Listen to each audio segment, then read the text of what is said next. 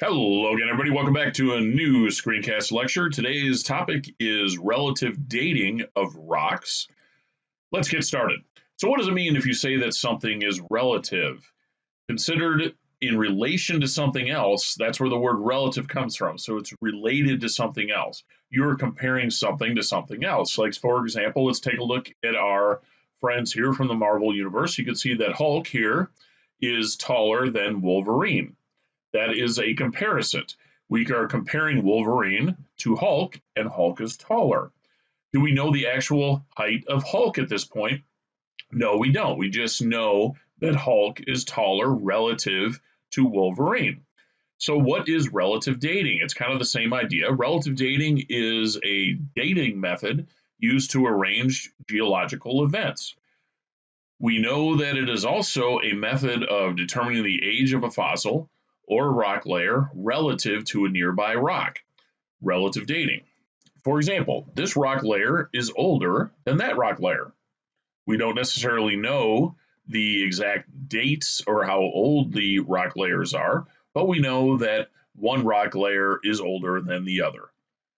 So the basic principles of relative dating would include 1, the law of superposition, 2, the principle of original horizontality, 3, the principle of cross-cutting, 4, the principle of lateral continuity, easy for me to say.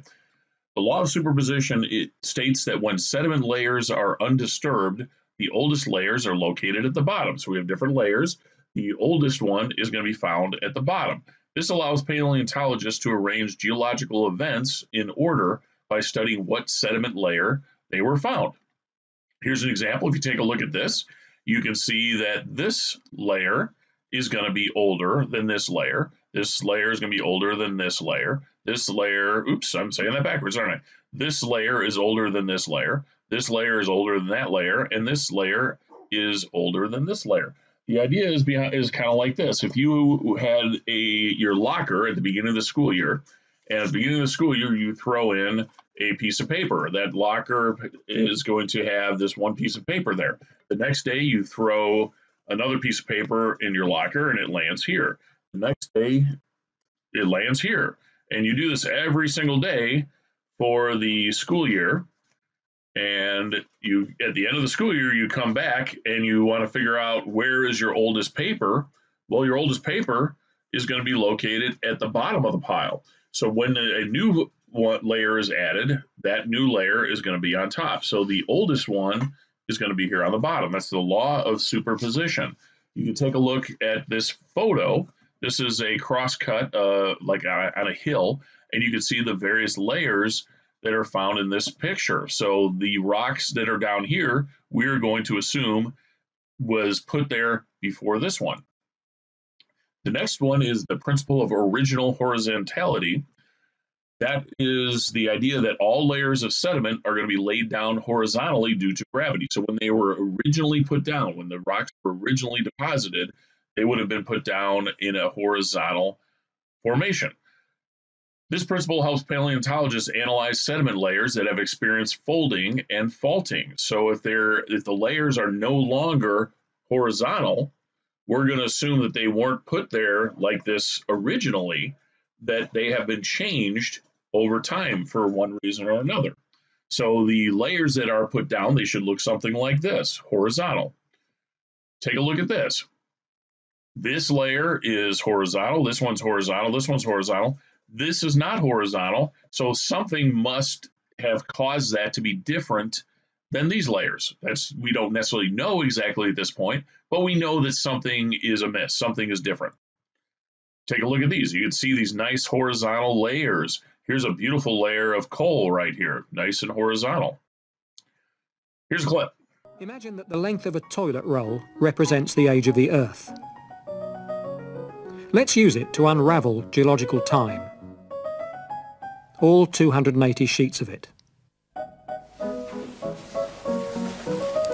That was 4.6 billion years of Earth history. And this last sheet is about 16.5 million years. So where does humanity fall on this time scale? It barely spans the last perforations on the roll.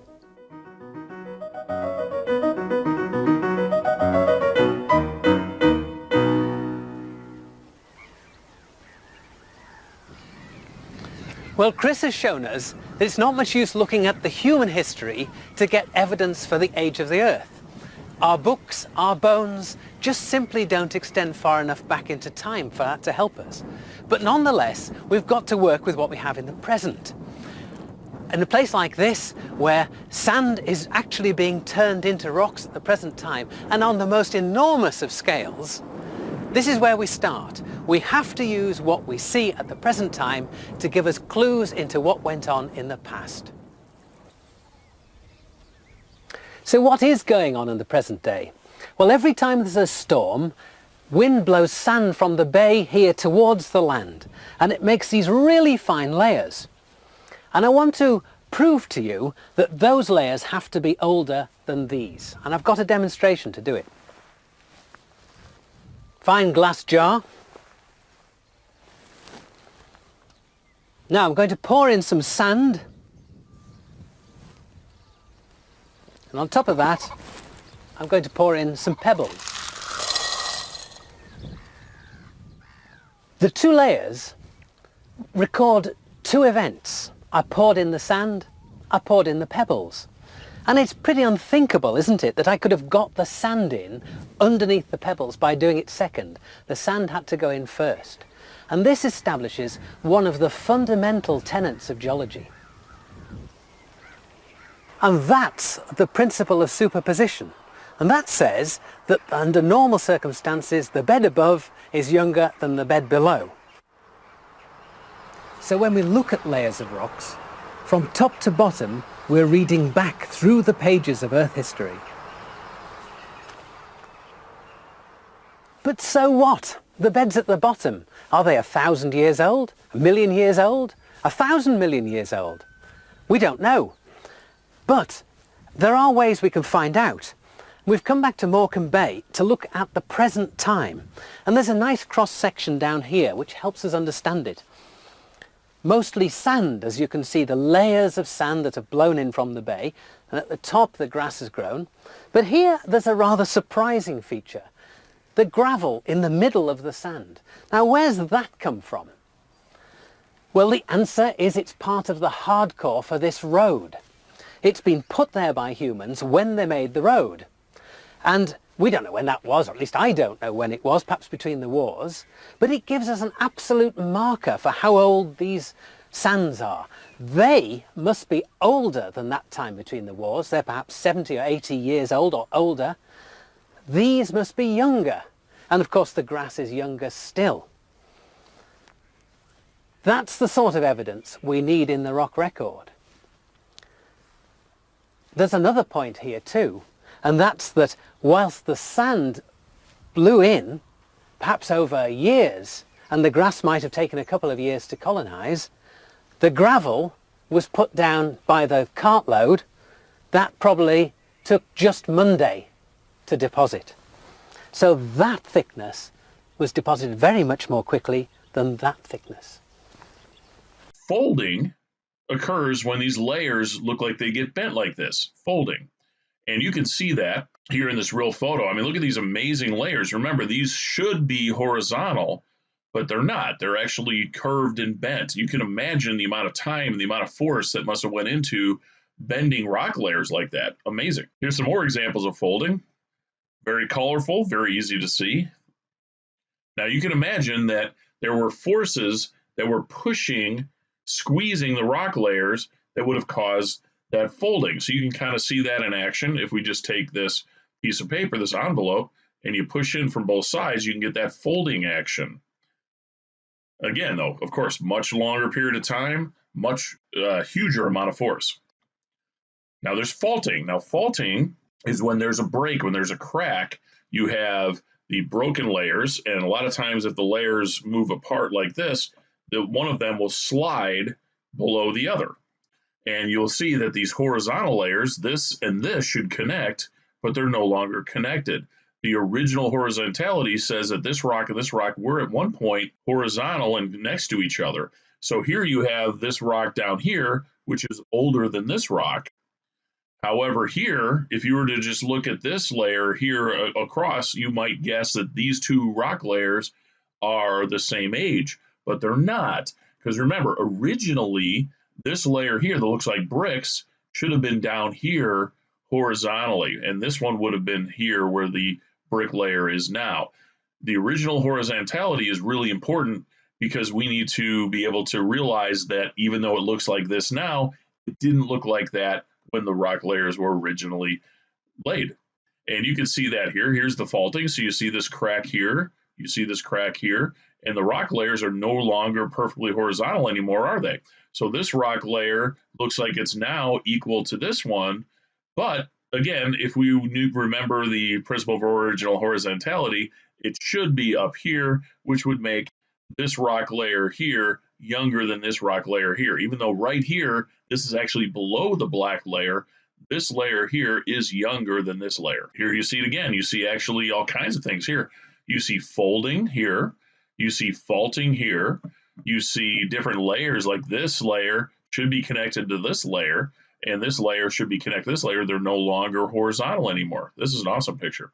So, and this is huge. You can see the perspective where there's just a person here to give you an idea of just how large this rock formation is. This is called tilting. So again, these rock layers were like this. They were horizontal, and for some reason, the rock layers have been tilted now. They would not have been laid down like that. Here are some really good examples. So there must have been some tremendous geological forces to get these tilted rock layers. Pretty amazing. Here's some more. I really like these pictures. So here we have all kinds of different things. Original horizontality, folding, that's that bent, is bending. Faulting is the crack. And one of the ways I like to remember the word faulting is if you drop a plate and it breaks, it's your fault. That's the way I think of faulting, is a broken plate. And then tilting down here. So you can see all kinds of different things going on in this rock layer. So what would this be? This is a fault. Okay, so faulting is there. This here, that would be tilting. And of course here, this would be folding. Oh, and if you take a look here, this is pretty neat. This is something that geologists will do often. When they take a picture of a rock, you really have no idea how big this rock is. So it's a good idea to put something on here to give you a perspective of how big this is. So you just put a coin that you may recognize. This looks, I don't know what coin that is, maybe a Canadian coin. I don't really know what it is. But if you put a quarter, let's say that's a quarter, this will give you an idea of how big this rock is. New one, principle of cross-cutting. I like this one a lot. When a feature cuts across a rock layer, the feature is going to be younger than the layer that it cuts across. It'd have to be. You can't have a crack through the rock before the rock was there.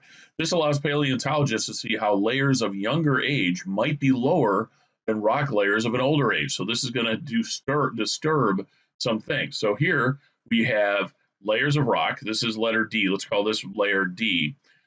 This gray, this is called an intrusion. This gray down here is lower than D. However, with the cross-cutting principle, we actually would say that this gray rock is definitely newer than the black rock, because the gray rock wouldn't be able to go through the black rock. And so this gray rock here went through this one. So the yellow must be older than the gray. So what happened here? Well, this would have been a magma intrusion. So it was almost like a volcano that failed. It didn't get all the way to the surface. So lava is going to melt through these layers and ruin these layers of rock here, disturb these layers of rock. And eventually that magma cooled and formed solid rock. So if you're digging down like this, you might be tricked thinking that this magma is older than, say, the rock here, but it's not. This is definitely newer than this rock here. The layers had to have been there first for the intrusion to have gone through them. It would be very unlikely that these layers had formed around the intrusion afterwards. Here's a great example in real life. You can see that this light gray rock and this dark gray rock, which one is older? Well, the light gray rock had to be older because the lava plowed through that light gray rock, eventually cooled and formed this newer dark gray rock. Here's another really good example. Which is older, the brown or the gray? The gray has to be older because the brown goes through the gray. The gray rock had to have been there first for the magma intrusion to go through and form that newer brown layer. Okay, let's take a look at this. Let's quiz ourselves. Let's see what feature E is. Here's feature E. What is feature E? It is a fault. Which is older, A or B? B is older. How do we know that B is older? We would use the law of superposition. Remember, the law of superposition says that the lower rock layer is going to be older than the newer rock layer as long as it's undisturbed. Which is older, B or D? Well, you might think D is older because it's lower than B. However, what's true? B is actually older because of why? The principle of cross-cutting. B and C must have been there before D was able to break through it. Which is older, D or E? So E is this fault, D is this magma intrusion. Now the magma intrusion continues over here. So what came first, D or E? D had to have been there first because D got broken by E. We would call that the principle of cross-cutting. Which is the oldest out of all of these, A, B, C, D, or E? C is the oldest, and we would say that is mostly because of law of superposition, but we can also see that there's cross-cutting here and here. C must have been there first for all of the other layers and the features to occur. Next one, principle of lateral continuity. What this tells me is that all sediment layers would extend laterally in all directions. They're not just going to stop somewhere until it actually gets to something that it could not cut through. So this allows paleontologists to know that similar rocks, even though they're separated now by valleys or other objects, they were once originally connected. So like for example here, how could these features have formed? This is interesting because this yellow rock is here, but you also see similar yellow rock here, and it also is here. However, there's gaps in between. So were the rock layers just formed here, here, and here? Probably not. It probably was originally looked something like this. And then you can see that over time, what happened here? Well, weathering and erosion. Maybe there was a creek that ran through here. And that rock here and here was eroded, was weathered and eroded away. And now the rock that we have here looks like this. It originally would have looked like that. That's lateral continuity, that these lateral layers would have kept going pretty much forever. And you can see that here as we click through lateral continuity. Now here's a fun one. This is a new profile. Study this profile. Notice that the green rock formation is lower than almost all of the horizontal rock layers. So you would say, okay, is the green older than this orange layer C? Well, you might think so because it's lower. According to the principle of superposition, the lower rock is older. However, we have some other things going on too, don't we? We have rock layer C should have at one point gone all the way across because of lateral continuity, and it should have been here. However, for some reason, that rock is gone. It got weathered and eroded away. How do we know? Lateral continuity. So this should be going all the way across, but again, for some reason, it's missing. At one point in its history, all of these layers would have been connected. So how could that green rock formation have formed? Well, the valley might have been carved out first, possibly by a flowing river. So over time, a river has cut through there, and it would look like a big valley. And then maybe sometime something else happened, some sediment, or maybe there was a volcano, and that lava flowed into this valley and then cooled and then formed this big green rock formation. Pretty cool. Here's a clip. Almost 2 kilometers deep and 29 kilometers wide in places, the Grand Canyon winds through 446 kilometers of northern Arizona. The sheer size of the canyon, with its extensive and varied rock formations and multicolored walls, makes it one of the most awesome sights in the world. It is also an important place to scientists who study Earth's history. Although the exposed rocks in the canyon walls carry a geologic record of the past 1.8 billion years, the canyon itself is relatively young in terms of geologic time. The Grand Canyon is only a few million years old. The history of the land where the Grand Canyon is located can be traced back about 2 billion years, when this area used to be a great mountain range. Over hundreds of millions of years, the geology of the area changed and eventually became an ocean. For about 500 million years, the area was mostly underwater, and layers of sediment were deposited, which was eventually transformed into sedimentary rock. Later, the movement of Earth's tectonic plates caused these layers to be pushed upward until, about 65 million years ago, the area was pushed above sea level. From that time until the present, weathering and erosion have combined to form the Great Canyon. How are we able to figure out how and when all this happened? The answer lies in layers of rock. The rock layers of the Grand Canyon follow the law of superposition. The oldest rock is at the bottom, and the most recent layers are near the top. Other factors, including the type of sediment, position of the layers, and fossil remains, reveal important clues about the age of rock layers and help scientists piece together a picture of the geologic past. For example, why do we think that a great mountain range once existed here? Granite forms from molten rock, which is one way that mountains form. And schist is a metamorphic rock, often formed as a result of the tremendous forces that build mountains. The presence of these two types of rock is strong evidence that a mountain range existed here about 2 billion years ago. The layers of sedimentary rock were laid down while the area was under ocean water. Sandstone usually forms closer to shore, while shales and limestones form in fairly deep, quiet waters. The presence of these types of rock provide evidence that this area used to be the bottom of an ocean. As the sea retreated and the rock was exposed to air, erosion cut into these layers, changing the landscape dramatically. The plant and animal fossils found in these rocks also provide evidence by helping scientists determine the age of the rocks, as well as what type of environment existed here in the past. For example, this trilobite, an ancient sea creature, was found in a layer of sedimentary shale. Scientists know that this kind of animal lived more than 500 million years ago, so finding this fossil tells scientists that this layer of rock is 500 million years old. And it also provides further evidence that, at that time, this area was an ocean.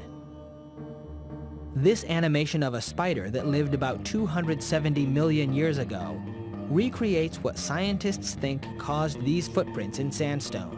Scientists believe that at that time, this area was a dry environment. It is this mix of Earth's geologic history, as well as sheer beauty, that has drawn so many to the Grand Canyon, like geologist John Wesley Powell, who took his team through the canyon by boat in 1869 and lived to write about it. His reports inspired artists and photographers, whose images led tourists to come view the geologic wonder. But above all, for scientists, the Grand Canyon remains an enormous window into the history of Earth. The Grand Canyon is a dramatic example of the power of erosion and other dynamic Earth processes. It also offers scientists the most extensive record of Earth's history found anywhere in the world, including outstanding examples of the law of superposition and the concept of unconformities. Because the towering walls reveal so many different layers of rock from different periods, descending into the canyon is like taking a trip through geologic time. For example, the presence of granite and schist, the canyon's oldest rocks, provide evidence that a mountain once existed here. The sedimentary rock formed while the area was underwater. Some rocks, such as sandstone, formed closer to the beach, while others, such as limestone, formed in deeper waters. The canyon's sedimentary rock also holds fossils that provide valuable information about what the land once looked like and how it has changed. Study of the Grand Canyon provides insight into the formation of western North America and how processes like erosion play a role in changing the surface of the Earth over long periods of time. Let's apply what we have learned. What we're going to do is we're going to arrange the layers from oldest to newest. So A through I. So here's A, and then B, C, D, E, F, G, H, and I. So let's start, which one is the oldest? Well, you might think this is the oldest because it's the lowest, but it's not, because you can see that that is not what's happening. We have cross-cutting and such. So we're going to go with the letter I. Letter I, due to superposition, is our oldest layer. What's next? G is, again, superposition, this layer and this layer. This here broke through the shale, and so the shale must be older than this. Next, F. The sandstone is the next oldest. You can see that these have gone through layer F, so the layer F must have been here before the granite or letter H. What's next? Letter A is going to be next. Now that's a tricky one because you might think D, but if you look carefully, letter A goes through F, so F must be older than A, but it does not cut through D. So letter A must be older than letter D. But what about H? Well, letter A must have been there before letter H because letter H goes through A. Is that cool? What comes next? Well, D and E are actually both the same age because they really were the same layer. Spread that it's going to have been all one lateral layer here, and then H has cut through it. What's next? Letter C. Letter C is on top of letter D, law of superposition. Then H. H cut through D and C. So D and C must have been there before H. And then finally, letter B. Letter B is not cut through by H. So letter B is newer than letter H. Now here's one that you can do. You can try to come up with your own questions for this diagram. So you might say something like, oh, what is older? Is the fault letter H older, or is layer G older? Which is older, G or H?